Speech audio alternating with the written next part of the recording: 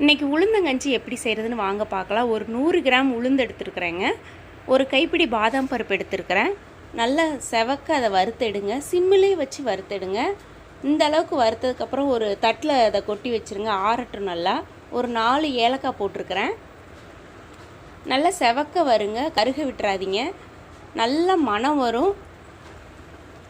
இந்த அளவுக்கு வறுத்தா போதும். மிக்ஸி ஜாரில் அதை போட்டு பிறுபிறுன்னு நீங்கள் அரைச்சிக்கோங்க. ரொம்ப நைஸாக வேண்டாம். பிறுபிறுன்னு இருந்தாலே சுவை நல்லா இருக்கும். இந்த அளவுக்கு இருந்தால் போதும். நான் இன்றைக்கி கருப்பட்டி எடுத்துருக்கிறேன். உங்கள்கிட்ட கருப்பட்டி இல்லைன்னா நீங்கள் வெல்லம் தான்.